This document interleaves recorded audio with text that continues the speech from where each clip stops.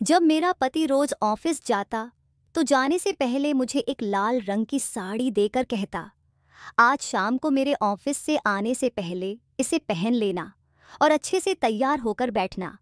आज हमारे यहाँ बहुत खास मेहमान आ रहे हैं। मैं साड़ी ले लेती और शाम को तैयार होने लगती। लेकिन जैसे ही मैं तैयार होती, हमारा नौकर मुझसे कहता, दीदी भगवान के वास्ते ये साड़ी मत पहनना, वरना बुरा हो जाएगा। तुम नहीं जानती कि सारी रात तुम्हारे साथ यहाँ क्या खेल खेला जाता है। आज तुम ये साड़ी मुझे दे दो, मैं इसे पहनकर तुम्हारी जगह बैठूंगा और तुम चुपचाप सब कुछ देख लेना, फिर तुम्हें मेरी बात पर भरोसा हो जाएगा। मुझे नौकर की बातें झूठी लगती थीं, क्योंकि साड़ी पहनने के बाद मुझे कुछ भी याद नहीं रहता था। लेकिन उस दिन उसने बहुत जिद की और मुझसे हाथ जोड़कर विनती करने लगा। उसकी हालत देखकर मैंने साड़ी उसे दे दी। उसने मेरी साड़ी पहन ली, एक लंबी बालों वाली विग लगाई और औरतों की तरह तैयार होकर मेरे कमरे में बैठ गया। रात को जब मेहमान आए तो मेरा पति एक एक करके उन्हें मेरे कमरे में ले जाता। थोड़ी देर बाद जो मैंने देखा उससे मेरे होश उड़ गए।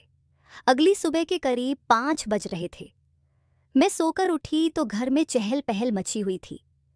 मेरी माँ मेरे छोटे भाई से कह रही थी, जल्दी से मार्केट जाओ और अच्छा नाश्ता लेकर आओ, कोई चीज़ छूटनी नहीं चाहिए। मैंने माँ से पूछा तो पता चला कि रिश्ते के लिए कुछ मेहमान आ रहे हैं। माँ ने मुझसे कहा, एक अच्छा सा सूट पहनकर तैयार हो जाओ। मैंने बिना कुछ कहे एक नया जोड़ा निकाला और हल्का मेकअप कर लिया। थोड़ी देर बाद रिश्तेदार हमारे घर आए। मैंने उन्हें ड्राइंग रूम में बिठाया और उनके साथ बैठ गई। उन्होंने मुझसे चाय बनाने को कहा। घबराहट की वजह से मेरे हाथ पैर कांप रहे थे, लेकिन मैंने चाय बना ली।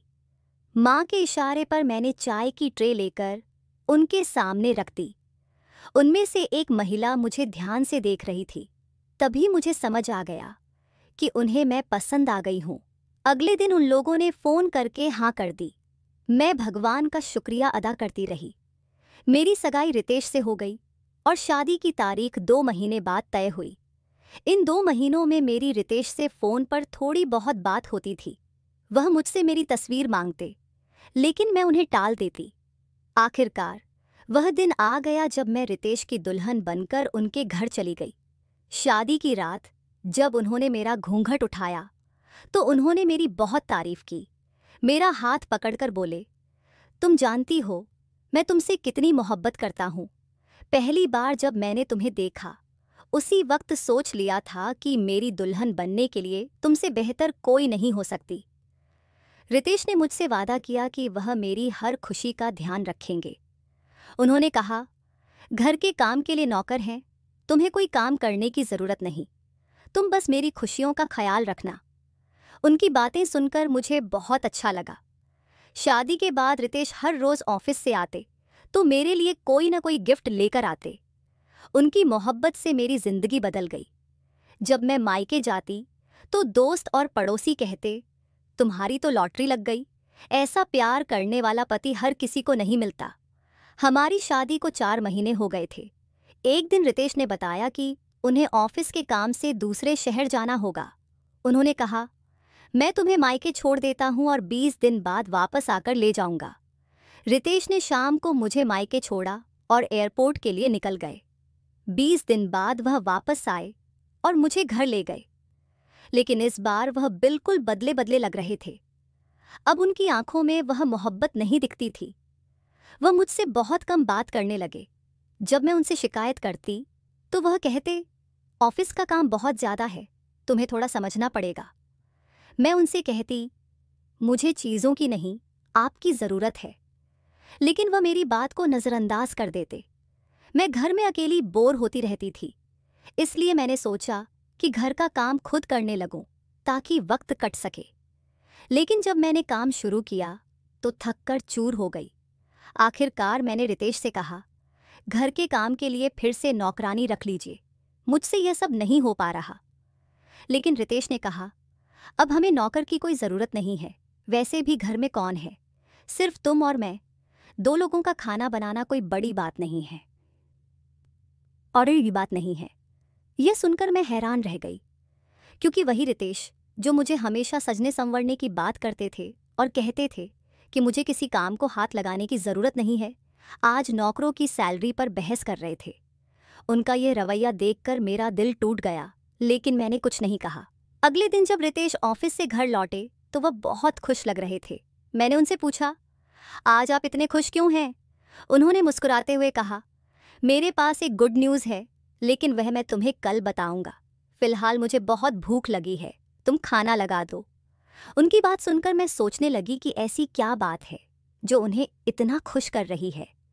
लेकिन मैं उनकी आदत जानती थी, अगर उन्होंने मना कर दिया तो वह कुछ नहीं बताएंगे। इसलिए मैं चुप रही और अगले दिन का इंतज़ार करने लगी। अगली शाम मैं उनका इंतज़ार कर रही थी कि दरवाजे की बेल बजी। मैंने दरवाज़ा खोला तो देखा कि रितेश अपनी गाड़ी में बैठे हैं। उनके हाथों में ढेर सारे शॉपिंग बैग थे। उन्होंने गाड़ी से उतरने के बजाय मुझे देखकर कहा, जल्दी से तैयार हो जाओ, ये कपड़े और इनसे मैचिंग ज्वेलरी पहनना मत भूलना। मैं तुम्हें एक पार्टी में ले जा रहा हूँ। तैयार हो जाओ तो मुझे कॉल या मैसेज कर देना, मैं तुम्हें पिक कर लूँगा। मैंने बैग लिए और खुशी खुशी तैयार होने चली गई।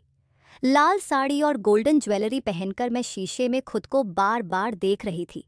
मुझे खुद पर यकीन नहीं हो रहा था कि मैं इतनी खूबसूरत लग सकती हूँ। जब मैं पूरी तरह तैयार हो गई तो फिर से दरवाजे की बेल बजी। मुझे समझ आ गया कि रितेश ही होंगे। मैंने जल्दी से बाल खोले, घर को लॉक किया और रितेश के साथ गाड़ी में बैठ गई। रितेश भी आज बहुत अच्छे से तैयार हुए थे। गाड़ी में हल्का म्यूजिक चल रहा था और उनका मूड बहुत अच्छा था, बहुत अच्छा था। वह मुझसे मजाक कर रहे थे और कह रहे थे, जहां हम जा रहे हैं वहां बहुत बड़े बड़े लोग होंगे, तुम्हें सबसे हंसते हंसते मिलना है। अगर इंसान अपनी बातों से दूसरों को इम्प्रेस कर ले तो बहुत फ़ायदे होते हैं। थोड़ी देर में हमारी गाड़ी एक बड़े होटल के सामने रुकी। रितेश ने गाड़ी से उतरकर मेरा हाथ थामा और दरवाज़ा खोला, जैसे मैं कोई राजकुमारी हूँ। होटल के अंदर का माहौल बहुत शानदार था। हर तरफ रोशनी थी और एक बड़ा सा हॉल खूबसूरती से सजाया गया था। वहाँ कई ऑफिसर और उनकी पत्नियाँ मौजूद थीं। मुझे माहौल थोड़ा अजनबी सा लग रहा था, लेकिन जैसे ही मैं अंदर गई मुझे लगा कि मेरी खूबसूरती ने सबका ध्यान अपनी ओर खींच लिया है। रितेश ने मुझे अपने दोस्तों से मिलवाया। इसके बाद हमने खाना खाया। डिनर के दौरान मुझे लगा कि पास वाली टेबल पर बैठा एक व्यक्ति बार बार मुझे देख रहा है। उसका ऐसा देखना मुझे असहज कर रहा था। थोड़ी देर बाद वह उठकर हमारे पास आ गया और हमारी टेबल पर बैठ गया। बातचीत में पता चला कि वह रितेश का सीनियर ऑफिसर मिस्टर खन्ना है। रितेश ने मुझे उससे मिलवाया। उसने मुझसे हाथ मिलाने के लिए हाथ बढ़ाया। मैं चाहकर भी सबके सामने मना नहीं कर पाई, लेकिन जब मैंने उससे हाथ मिलाया तो उसने मेरा हाथ हल्के से दबा दिया। उसकी इस हरकत से मुझे बहुत बुरा लगा। मैंने गौर किया कि रितेश ने भी यह बात नोटिस की, लेकिन उन्होंने कुछ नहीं कहा। उनकी चुप्पी से मुझे हैरानी हो रही थी। वह कैसे इस हरकत को सहन कर सकते थे? रितेश ने शांत स्वर में कहा, यह मिस्टर खन्ना है। रितेश ने कहा, अगर मिस्टर खन्ना चाहें तो मुझे बहुत जल्दी प्रमोशन मिल सकता है। मिस्टर खन्ना की बातें जारी थीं। वह बहुत दिलचस्प बातें कर रहे थे, लेकिन उनका मुझे बार बार देखना बेहद असहज कर रहा था। पार्टी खत्म होने के बाद भी मिस्टर खन्ना रितेश से हंसते बोलते बाहर तक साथ आए। उनकी हमारे साथ साथ चलने की कोशिश मुझे अच्छी नहीं लगी। जब हम घर लौटे तो रितेश ने मुझसे कहा, पार्टी में मेरा साथ देने के लिए शुक्रिया। जल्दी ही मैं घर में नौकरानी रखने का इंतज़ाम कर दूंगा, लेकिन तुम्हें अब मेरे साथ इस तरह की पार्टियों में जाना होगा और बड़े बड़े ऑफिसरों से मेलजोल बढ़ाना होगा। अगले दिन जब मैं उठी तो दोपहर के 12 बज चुके थे। रितेश नाश्ता कर ऑफिस जा चुके थे।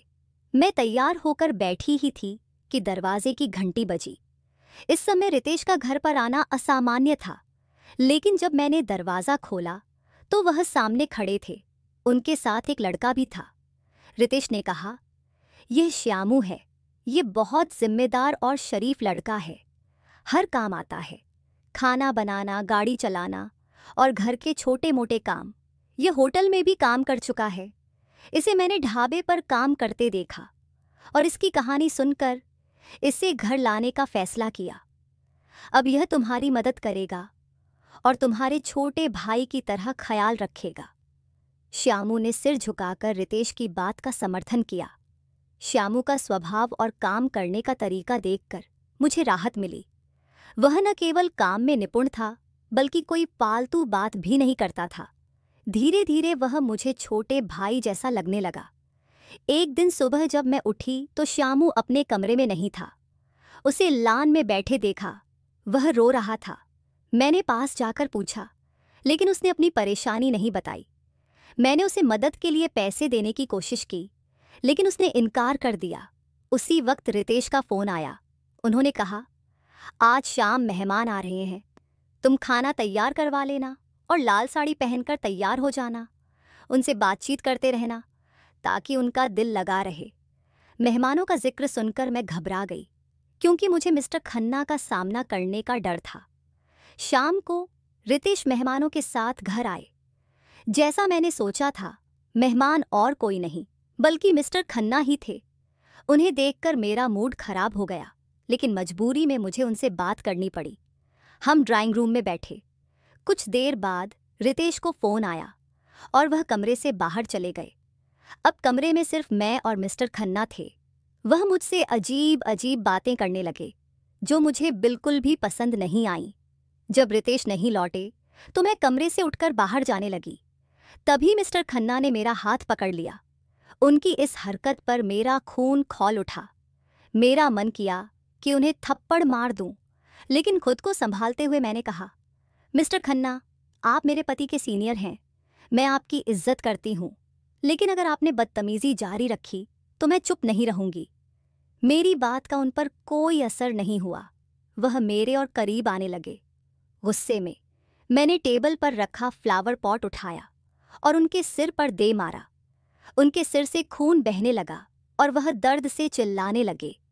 उनकी चीख सुनकर रितेश कमरे में आए, लेकिन मेरे समर्थन में खड़े होने के बजाय वह मुझ पर ही गुस्सा करने लगे।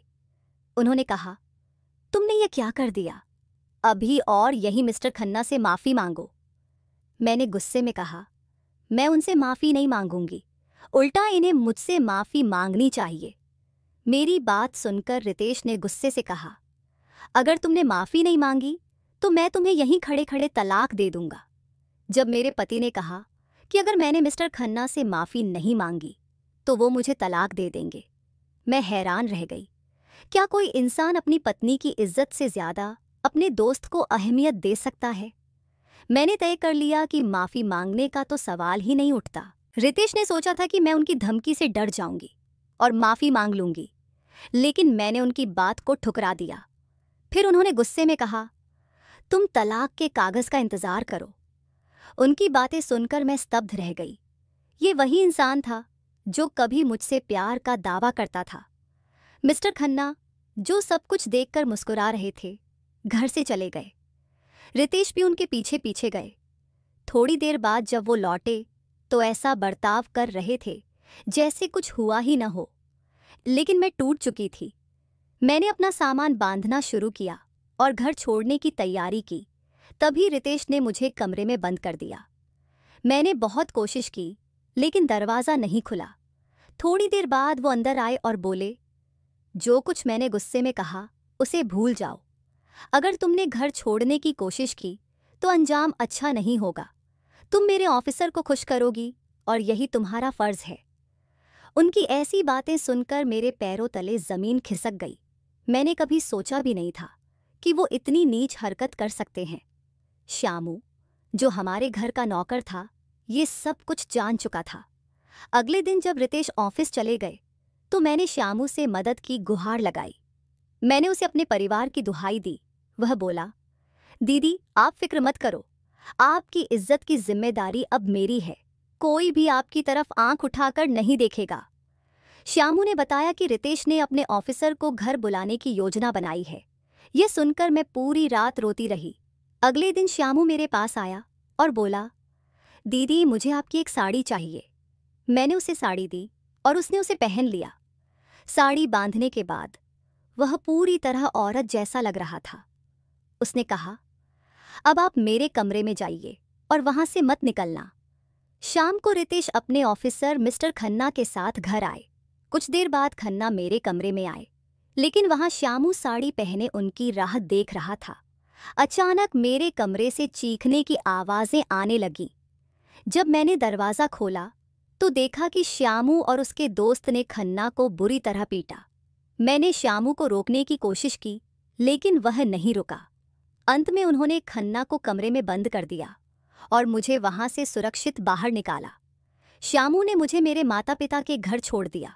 मेरे माता पिता मुझे दूसरे शहर ले गए।